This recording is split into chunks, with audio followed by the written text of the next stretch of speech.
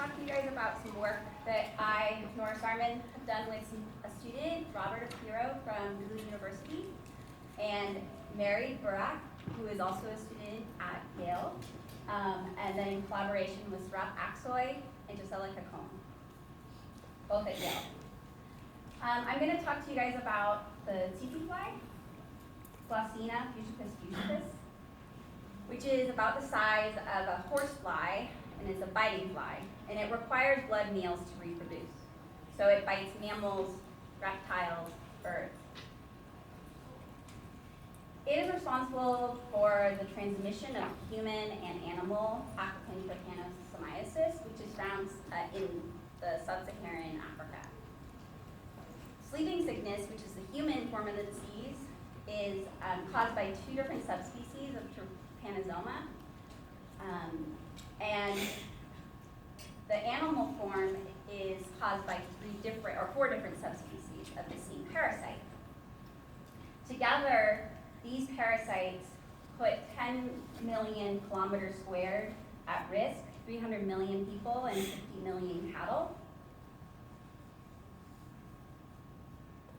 So Glossina is the obligate vector of this parasite, but it's also a really interesting study system for evolutionary biology questions. There are 31 taxa, and there's a lot of genetic structure within these taxa. They exist in low densities and small population sizes. They have a recent past of going through population bottlenecks due to things like rinderpest and then control in the 20th century. And they also are involved in some really, really strong ecological interactions with their hosts, or the mammals or vertebrates that they feed on, and also they have endosymbionts, and they have this interaction with the parasitic trypanosomes. The focus of my work is Glossina fuscipes in Uganda, which is one of the species in the pulpulus group. This is a riverine species, and it lives in riparian habitats. Glossina have a really interesting life history where the adult females have internal fertilization, and then they have pregnancy through to the third instar larvae, and then they lay those pupa in a riverbank, and 30 to 40 days later, those hatch. So to actually to provide enough nutrients to this egg to get through these stages, they need a blood meal. So that's where they come in as a vector. In Uganda, there's two disease belts where Glossina transmits one of the trypanosomes called, I'm just going to call it TBG, it's Trypanosoma brucei-gambiense, and it's known as chronic sleeping sickness. And then there's a second disease belt where there's acute sleeping sickness, and it's a different subspecies of the trypanosome. So we were interested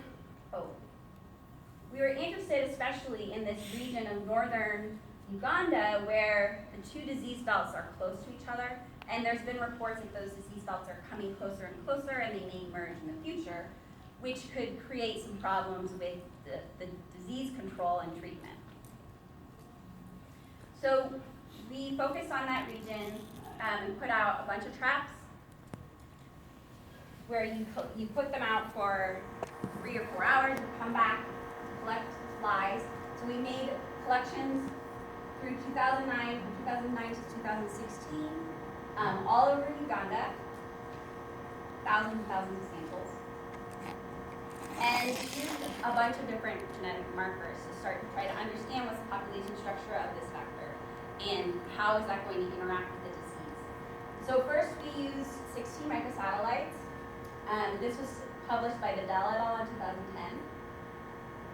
And what we found was that the fly has 3 major genetic clusters. And then the coloring here is hard to make out. I'm sorry about that. But there's actually a lighter red or an orange here and a dark red here. So there's some structure even within this third group. So I'm going to kind of count it as 4 different groups. And the mitochondrial DNA says a similar story. Robert Opiro, who's a student at Google University, added a bunch of samples from northern Uganda. And he also used 16 microsatellites and found that there was this substructuring within that northern cluster. I apologize if you can't see that. So again, it's orange, and then there's like a transition zone, and then dark red here. And so that led us to believe, well, maybe there's some sort of a hybrid zone here between these sampling sites. We also sequenced the CO1, or a region spanning CO1 and CO2. And what we found was that that a Bayesian tree indicates that there is really good congruence in some of these larger clusters. So all of the haplotypes that are found in the south grouped together, all the haplotypes that are found here in the middle grouped together, but that the haplotypes that are found in these two regions are show polytomy. So from the northwest, they're dispersed, and again, the colors are really hard. I should have chosen more obvious colors, I guess. And then here, you also have haplotypes or haplogroups, unique haplotypes that fall in the same clade. So they aren't monophyletic. So that made us kind of consider, okay, well, maybe this is a hybrid zone, but it's probably a very recent hybrid zone, or there might not be very much divergence, and so we wanted to look into that more closely. We did some modeling, and we found that, yeah, there seems to be a model where we did simulated hybrids, and we checked on structure. What does the real data look like? Does it look like a hybrid swarm or mechanical mixing model? It matches the hybrid swarm. But we still don't know the timing of the splits, the timing of the contact, are there reproductive barriers, and could this be divergence of gene flow? The other option is that our loci are just not good, or don't provide enough resolution to actually distinguish between just isolation by distance and actual hybridization. So the next step was to do some ABC modeling. And so we wanted to have a couple hypotheses to test. We looked into the biogeography of Uganda, and Uganda is really interesting because it's placed right between the Western Rift Branch and the Eastern Rift Branch of the Great Rift Valley. And the history is that Lake Victoria formed 400,000 years ago and used to flow this direction. Then 100,000 years ago or so, it's changed directions and backflowed up a river, which is really cool, into Lake Albert.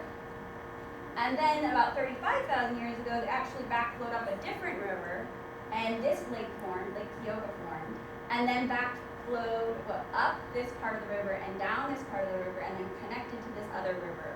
So there's this really rich history of very recent change in the biogeography.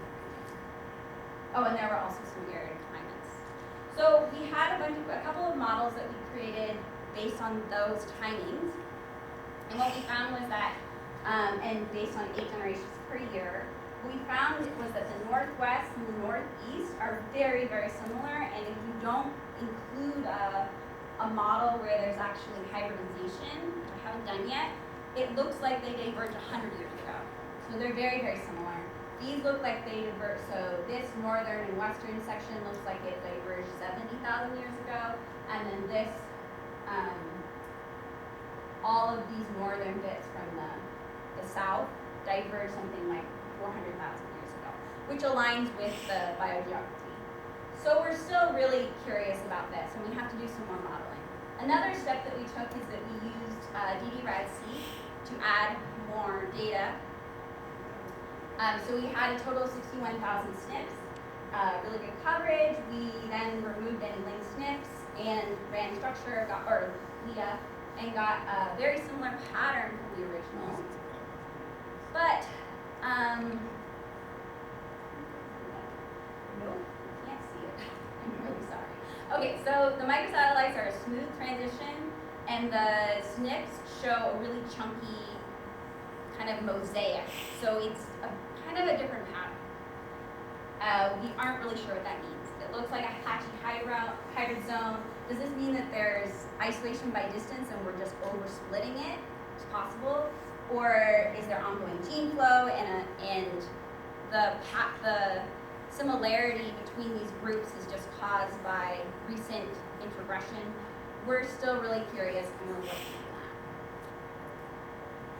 that. So the future directions for this project are to add some genome scans and associations to get back to that kind of original question of how does this fly interact with the trypanosomes. We're going to also look for FST outliers and compare these to genomics declines to see if there are actually reproductive barriers in these zones of contact. Look at how they are associated with environmental features, do a GWAS for this. And it's really exciting because we have such a large data set now. We have replicates across multiple genetic backgrounds, multiple hybrid zones, potentially. We have a good sense of the linkages equilibrium because we have the genome published.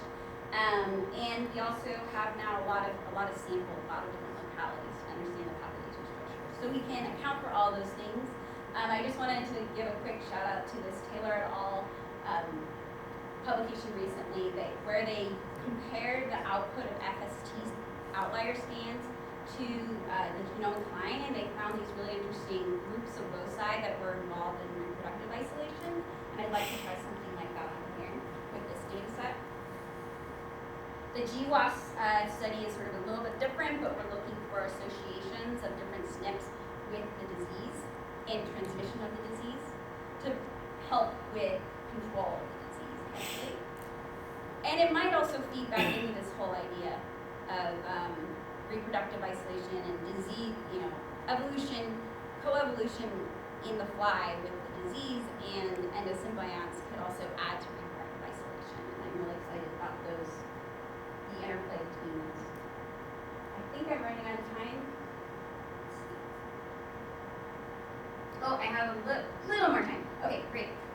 So another direction is that we've done some landscape genetics with just the microsatellites right now, where we're trying to find, associations of these genotypes with the environmental parameters that we have available to us. So for the first step, we just use genetic distance, FST, to blanket FST and all the loci we had genotyped and compare that to the environmental distance with satellite imagery data. And so here's a satellite image of northern Uganda. You can see from the photo that there's regions that are really forested, there's regions that are bare. This is really dry up here. And then we can use data layers such as NDVI to create cost surfaces. So where it's green, there's low cost of movement. Where it's red, there's high cost of movement.